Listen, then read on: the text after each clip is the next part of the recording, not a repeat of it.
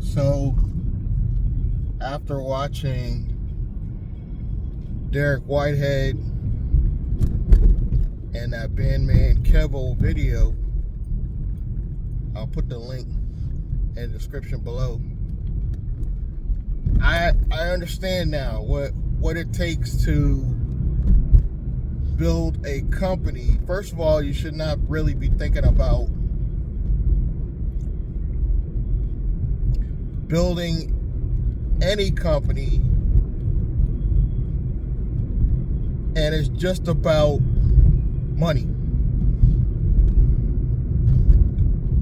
So you should be really thinking about a company that solves a problem. And I realized that's easier than what I originally thought, because you have AI technology to help. What if AI technology was what you needed to solve the problem? What's the problem? How do I go about building, branding, and marketing not just the perfect holding company, but a perfect company that's going to give me the most amount of credit, grants, loans, pull with the bank, meaning it's not a high risk entity, technology. It's really just that simple. Technology. Build a company around the technologies that you're already going to use to build the company. That doesn't necessarily have to be just ChatGPT. You could use multiple sources. What they got, the new Grok 3 by X. They got Claude out there. The Chinese came up with that DeepSeek. If you're into Chinese apps, I'm not really into the Chinese app stuff, but supposedly DeepSeek is better than ChatGPT. Supposedly. Gemini has been working surprisingly good for me. Google product. Go figure. Gemini actually works good enough where I can throw like a YouTube link in there and it knows to read the video. But they tell me the new ChatGPT, the brand new one that just came out, they tell me that's particularly good. I haven't paid for that one yet. I'm thinking about maybe doing the $20 plan for ChatGPT. And I'm thinking about purchasing a AI tool called NVIDIA that's also going to solve a problem. So what is the problem? There are hundreds, if not thousands, of people that want to start a business, but they don't want to go to the hassle of figuring out what type of business, how to brand it, how to market it. You can literally come up with all that using AI technology, have a company,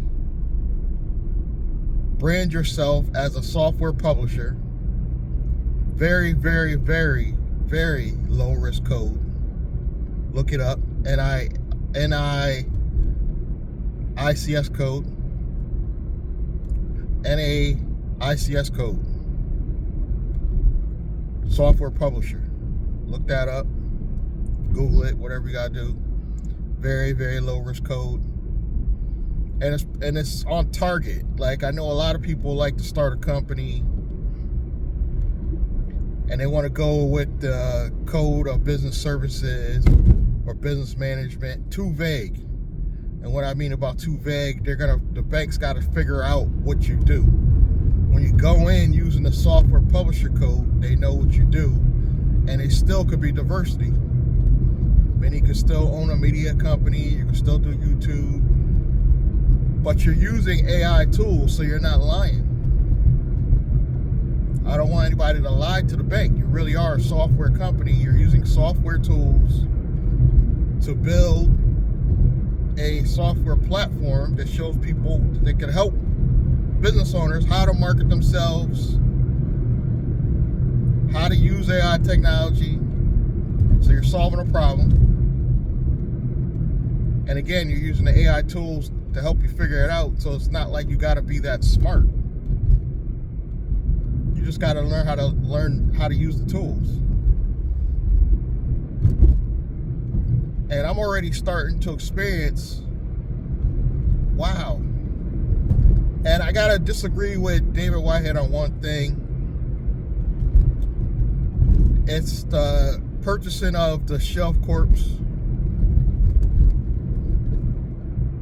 I don't like that idea because you don't know if you're getting a bad one or not. He was talking about it as if you're automatically going to get a good one. There's no guarantee of that. Sometimes you get these Shelf Corps and they already got like liens on them and back taxes you got to pay on them. I say start fresh, even though it's going to take you a little longer. This is my theory. It's going to take you a little longer, but you know it's safer. You build up your personal credit, you build up the business credit. It's going to take you about 2 years. If one thing I learned about time is it goes by like that. 2 years from now is going to go by like that, guys. Faster than you think. You really only need like 6 months to get going. After 6 months, what happens is you could go on stated income. For a lot of these banks, provided you're using your personal credit to guarantee in the beginning. Really simple. That's the only thing I disagreed with David Whitehead about buying these Shelf Corps. Unless you know you're guaranteed to get a good one, which you're not guaranteed, I say start fresh. We know to get a unique business name shouldn't mean anything. He was saying go with a Greek name or a Latin name. I went with a African name on one of my YouTube channels, for example, and it's just called Chaniya, and then I just added business to it. Chaniya just means wealthy in Swahili, I believe. Something like that. It's easy to spell. I don't necessarily like that one because it's not easy to pronounce. I would try to find something that's easier to pronounce. Don't make it your last name. We know now, before you go set up your LLC or corporation, before, you need a couple things. You need a real physical business address, not a virtual address. A virtual address from like iPostal, it will work for most business products, but not all. To get the maximum amount where you get absolutely everything, you gotta have a physical location. Regis is one of the companies. I think there's another company called Alliance. They will give you a real physical address, and you can rent the office there to make it even more credible. So if you ever need to like meet anybody there, you can just have an office set up, physically go meet somebody there. Real. That's what they're talking about, not virtual, real. You get your real business email. This is another thing about the Shelf Corps. You can't get a domain to match. It's hard because if they don't already have a domain attached, it won't match the company name. Because you're doing this a brand new company name, you'll be able to get the email to match. The email to match the domain. So you got to get your own domain. The email's got to match info@whatever your company name is .com.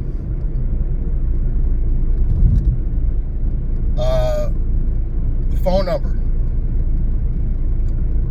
The phone numbers are getting easier because now they have companies that you can get a 1-800 number. It'll ring back from your phone, your cell phone. So if you call from your cell phone, on their end, they'll actually see your business phone number and your business name. So it looks like you're really calling from your business location. That's getting easier. Problem solved with that. But those are things you need before you go set up the LLC. Because when you go to set up your LLC, they're going to ask you where your business at, physical business address. What's your business phone number? You got to give a real business phone number. Now with the phone numbers, ideally you want to have a local and a 1-800 number if you can afford it. If you can afford it. I would have a separate cell phone altogether for this line.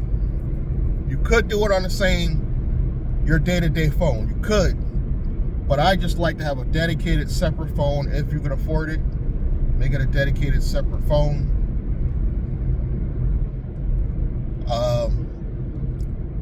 And like I said, if you can, have a local to that area phone number as well as a 1-800 number. But if you have to choose, you should definitely get the 1-800 number. Have it ring to your cell phone. You'll be able to check your messages. Like I said, you could set it where your calls out to people from your cell phone. It'll show up like you're calling from your office. I believe you should get a separate phone because then you ain't got to think about it. You ain't got to worry about switching back and forth. You always know that that line is dedicated for business. And then go set up your LLC or corporation. You have everything. You have the real business address. When you come up with the name, come up with 5 different variations of the same name, just in case. It should be very close and similar, so it won't affect the domain. Like for example, with Chaniya Business, you can have like Chaniya Enterprise, Chaniya Empire. So you're still using the Chaniya name. So your domain could be Chaniya at, you can leave off the business or leave off the empire or enterprise. So similar but different. So now when you go to put in for their business name, it's going to ask you for different options in case yours is not available. You should already look the name up, but still put down some variations. Our traditional ink, we now know is actually stronger than going with a LLC if you're gonna sell in the future or get shareholders. Going with the traditional Inc. C Corp. I know you could do LLCs and run them like a C Corp. It's not the same thing. Not when it comes to this level.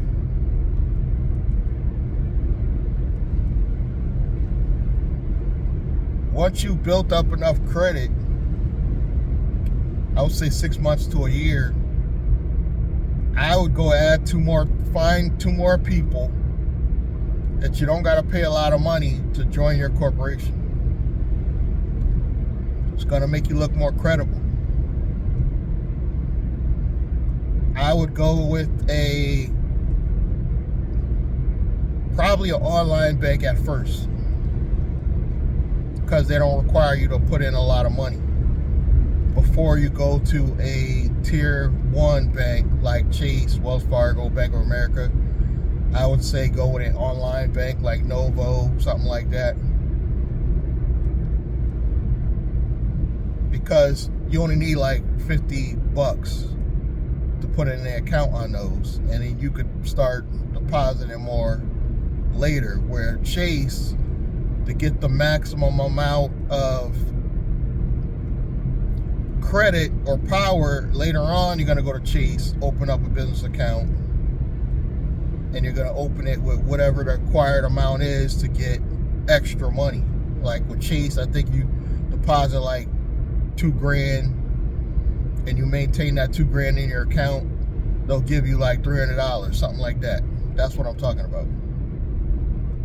You do those later, and then that'll be your main bank, and then the online bank will be just like your savings later. You'll use your online bank just like a savings account. Your tier 1 bank will be your day-to-day money, your day-to-day to run your business.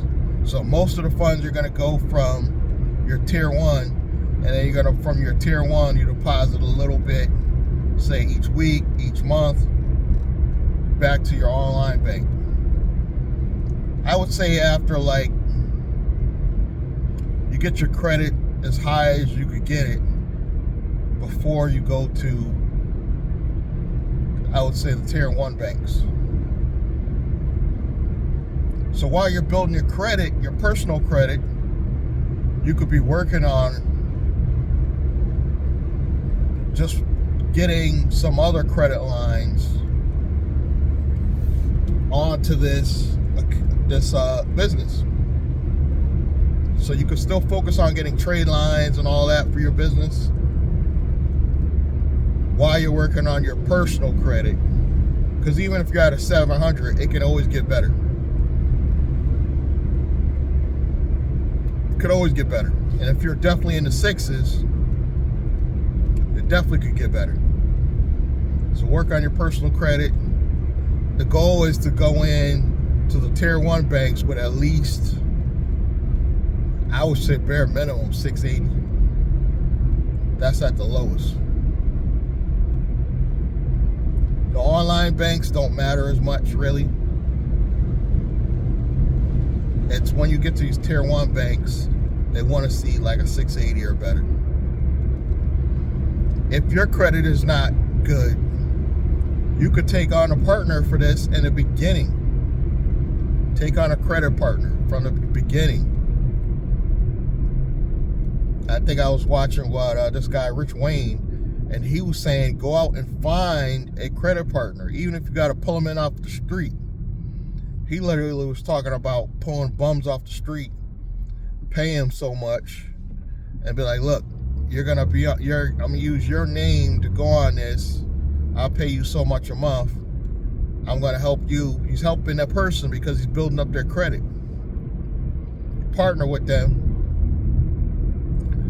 I don't think you should literally take a bum off the street, but that's what he was insinuating. Do whatever you gotta do. Friend, family member, somebody that has 680 or better credit score, you partner with them, you get a line of credit, you go work on your own credit while this is happening, and things could progress further. If you work well with that person, you keep them on the corporation. They don't have to be the quote-unquote CEO. They could be, you can make them officer.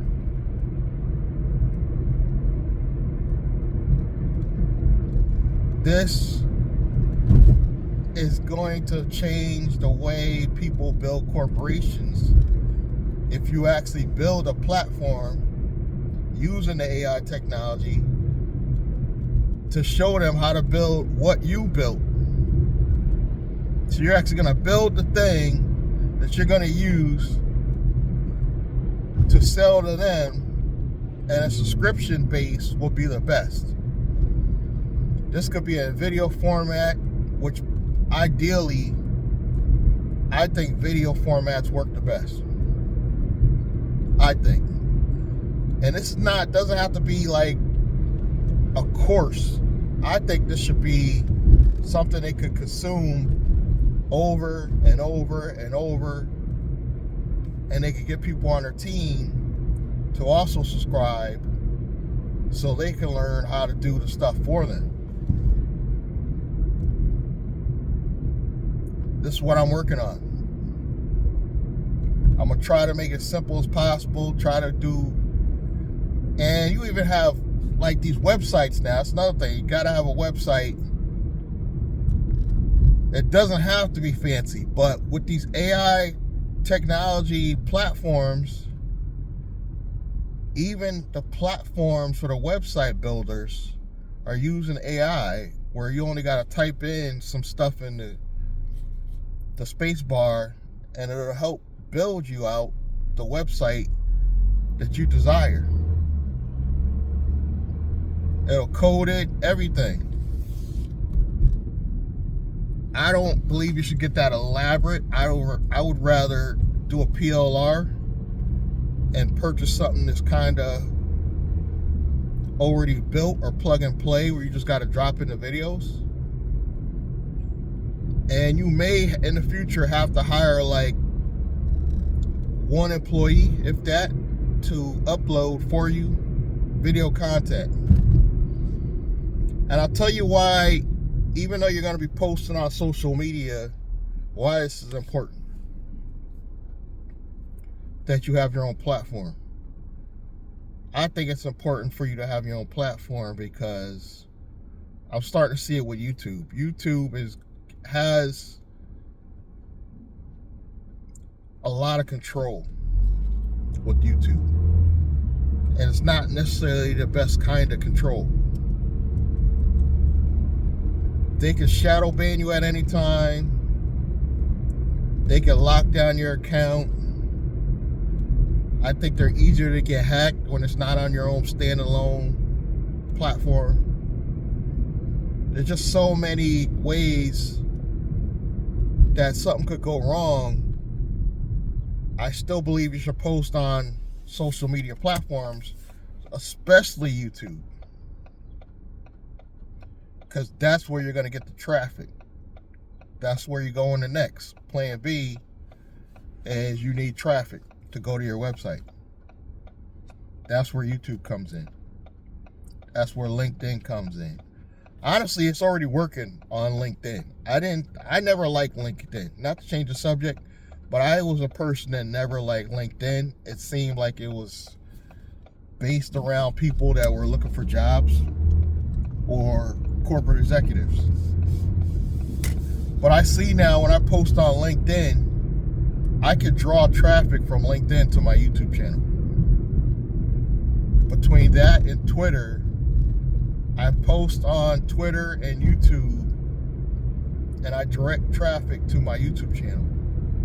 From my YouTube channel, I could direct traffic to my own platform. Now, I do have a basic platform now. I even have a free subscription. If you want to check those out, WilliamBladen.com. But they're not the one I want for the future. The one I want for the future is going to be more elaborate. It's going to use email sequences to, when somebody opts out or they don't want to subscribe, it's going to entice you with a sequence of emails over and over and over, like the big boys do. That's where AI can help you with that stuff. AI can help you, come up with the email sequence, titles for the videos. I'm using Opus Clips that also uses AI to cut longer videos into shorts, short form content. So AI is really going to help you build the thing that you're going to sell using AI. And once it's built, literally you can use AI to market it. That's where these agents come in. That's what they're talking about, these chat GPT having these agents. I'm pretty sure it's the big boy plan, $200 a month, but it automatically have built-in agents will go out and market this platform for you. So you don't even got to market it. AI is going to help you build it, market it, come up with ideas, come up with email sequences, come up with even ideas for new video content, I can literally go to ChatGPT or Gemini and be like, based on my channel, and just give a description of my channel, give me 5 YouTube video titles to do next. Matter of fact, I'm going to do that tonight. And sure enough, 5 titles. Now we all know these AI platforms are used over and over and over, but if you do a minor tweak to the titles, or sometimes you got to say, give me 5 more, you'll find ones that aren't already used, and because you tweaked it, it works for your business. Like you can put your YouTube channel name in the title with it or something. And I've done this already, so I know it works. I've had more views lately on some of my channels that I thought were completely dead because I'm using AI. And then I got some older channels that were doing good in the past. They're doing bad, so I'm starting to incorporate AI. I agree with the experts on shorts kind of kill your channel a little bit, because now I'm getting too many views on the shorts and not enough views on the long form content. So I'm going back to mostly long form. And also some faceless videos. I haven't done any lately, but I'm going to get into some softwares. They're going to help me do some faceless content.